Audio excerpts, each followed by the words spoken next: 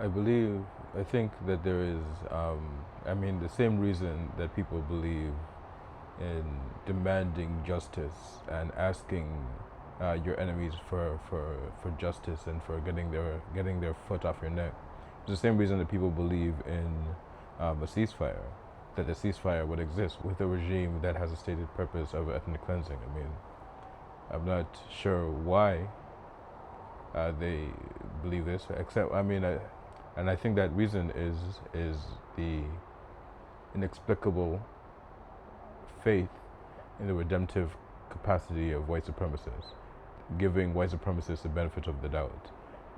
We've been indoctrinated into this belief that our enemies are not our enemies, but our misguided, ignorant compatriots, and so the people who drag us around by nooses and try to feed our children to animals and to let them starve in basements and cells, they are somehow actually just confused about whether this is a human rights violation or not. And so that with enough kind of demonstration, supplication, um, and begging to show one's humanity, that they will have an aha moment and a light bulb will jump on their heads, and then will all of a sudden just be like, okay, well, I just didn't know. You guys are human, so let's try to build a country together.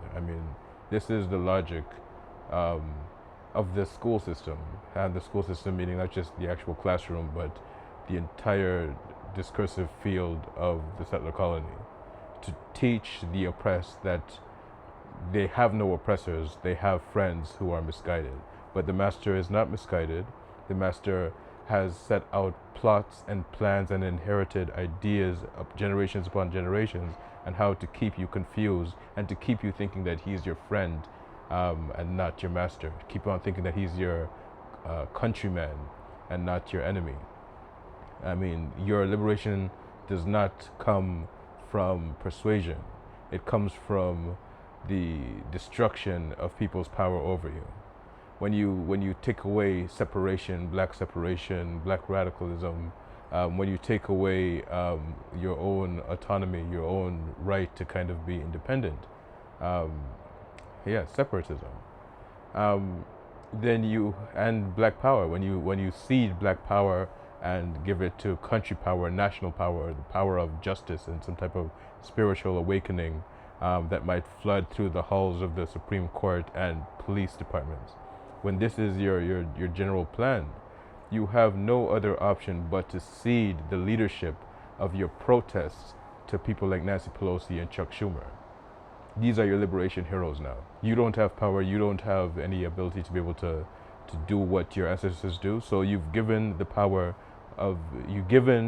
road to liberation into the pockets of Chuck Schumer and Nancy Pelosi. This is what waiting for justice, demanding justice, hoping justice would happen, protesting for justice means. But your enemy is not going to transform into your friend.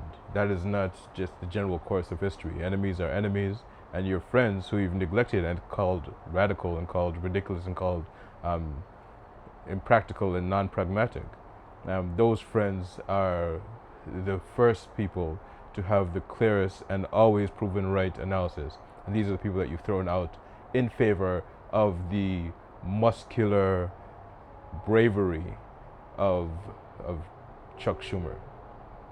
The media, the politicians, every aspect of colonist society, and colonist society is both the Republicans and the Democrats, the liberals and conservatives.